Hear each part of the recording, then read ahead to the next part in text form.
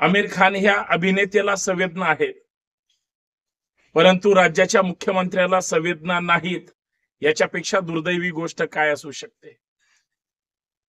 आमिर खान पाणी फाउंडेशनच्या निमित्तानं बीड जिल्ह्यामध्ये कार्यक्रमासाठी गेलेला असताना सुद्धा मसाजोगच्या सरपंच ज्यांची हत्या झाली संतोष देशमुखांची, त्यांच्या कुटुंबाला भेट द्यायला गेले, परंतु राज्याचे मुख्यमंत्री आज 97-98 दिवस झाले तरी भेटायला गेले नाही. याच्यापेक्षा दुर्दैवी गोष्ट काय असू शकते?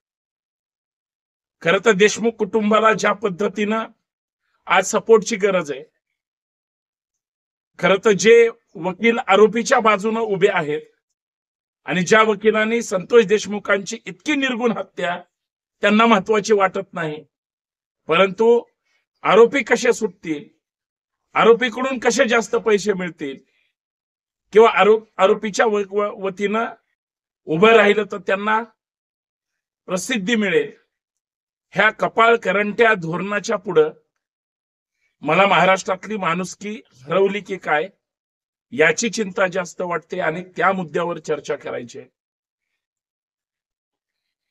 खरं तर देशमुखांची हत्या झाली ही संपूर्ण मानव जातीला काळिमा फासणारी गोष्ट असताना सुद्धा आरोपींच्या बाजूने उभे राहणारे वकील कदाचित त्यांनी ते केलं नाही म्हणतील, त्यांची ती इच्छा नाही म्हणतील, अपहरण सुद्धा त्यांनी केलं नाही म्हणतील. शेवटी वकिलाचं काम वादी असो किंवा प्रतिवादी असो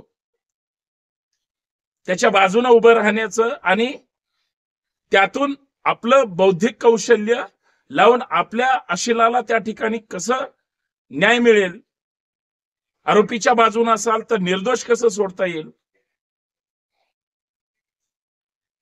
आणि ज्यांच्यावर अन्यायग्रस्त कुटुंब आहे त्यांच्या वतीने लढत असेल तर त्यांना न्याय कसा मिळवून देता येईल अशा बाजूने वकील काम करत असतात. मला एवढंच म्हणायचंय की महाराष्ट्राच्या कानाकोपऱ्यात कुठेही एखादी घटना घडली, मग ती बलात्काराची असू द्या, खुनाची असू द्या, हत्येची असू द्या किंवा नरसंहाराची असू द्या, त्या सगळ्या ह्याच्यामध्ये ज्यावेळेस माननीय न्यायालयासमोर हे प्रकरण जातं, व ती बलात्काराची केस असली तरी त्या महिलेला ज्या पद्धतीनं क्रॉस प्रश्न विचारले जातात, की आरोपीनं एखादी गोष्ट केल्यानंतर आरोपीला ज्या पद्धतीनं प्रश्न विचारतात, सगळ्या पुराव्यानिशी ज्यावेळेस पोलीस त्यांचं म्हणणं कोर्टासमोर मांडतात, त्यावेळी जे उपस्थित असतात आणि ज्यांच्यावर ही घटना घडलेली असते त्यांच्या मनाला किती लागत असेल याचा कधी विचार केलाय का?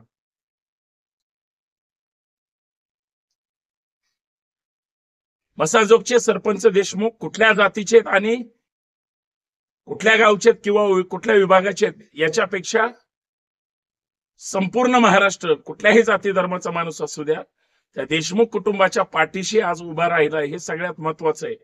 नाहीतर लोकांनी जाती वाटून घेतल्यात, नेते वाटून घेतले, धर्म वाटून घेतले.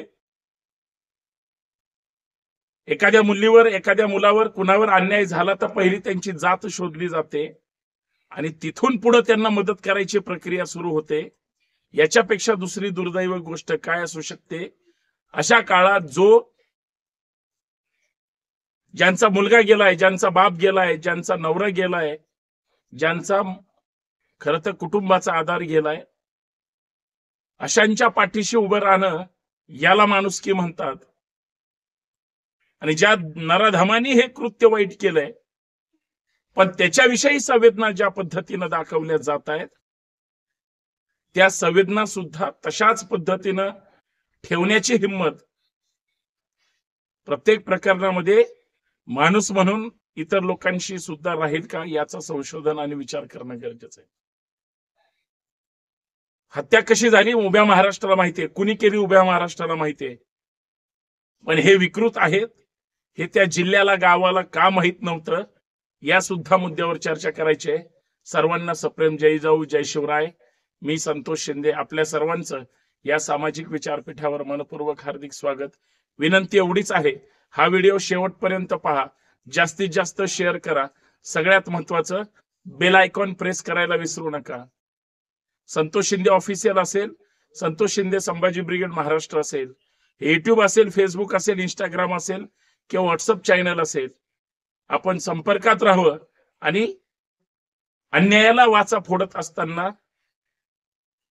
ज्याच्यावर अन्याय झालाय त्याला न्याय मिळवून देण्यासाठी हा संतोष शिंदे नेहमी बोलत राहतो.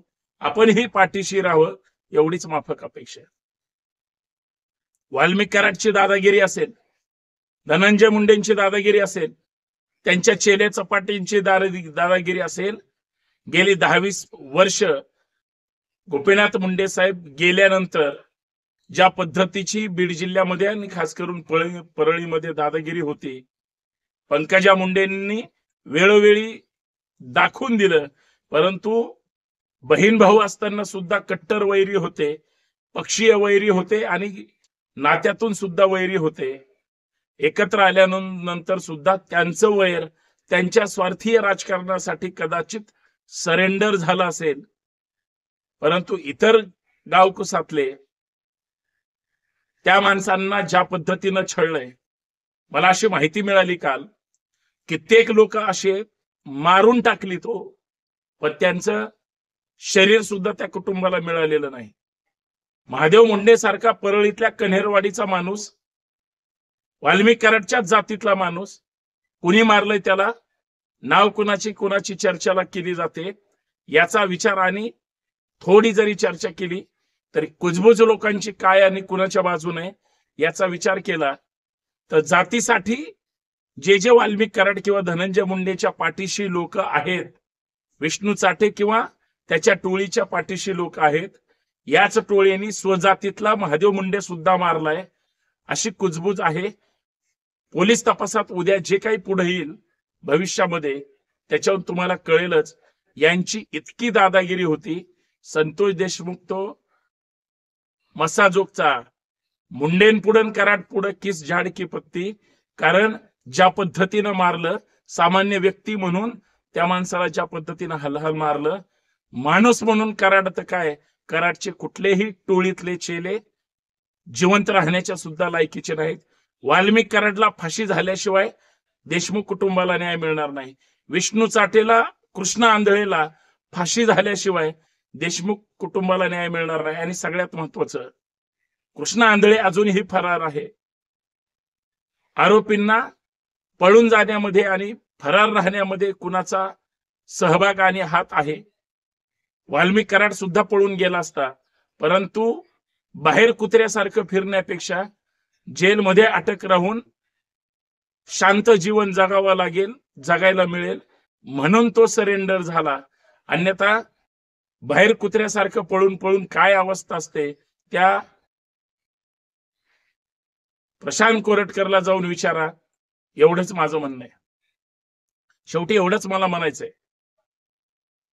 की देशमुख कुटुंबाला न्याय मिळवून देत असताना किंवा मिळणं गरजेचं असताना जे वकील देशमुख कुटुंबाच्या विरोधातल्या आरोपींचे वकील म्हणून काम करतात, ते कुठल्या जातीचे आहेत किंवा कोण आहेत याच्यापेक्षा ते नराधमांच्या पाठीशी आहेत हे माझ्या मनाला काही पटत नाही. म्हणून मी आपल्या समोर हा व्हिडिओ घेऊन आलो की एकदा तरी त्या वकिलांनी विचार करावा. कारण लोक स्वार्थापुढे कशाचा विचार करत नाहीत.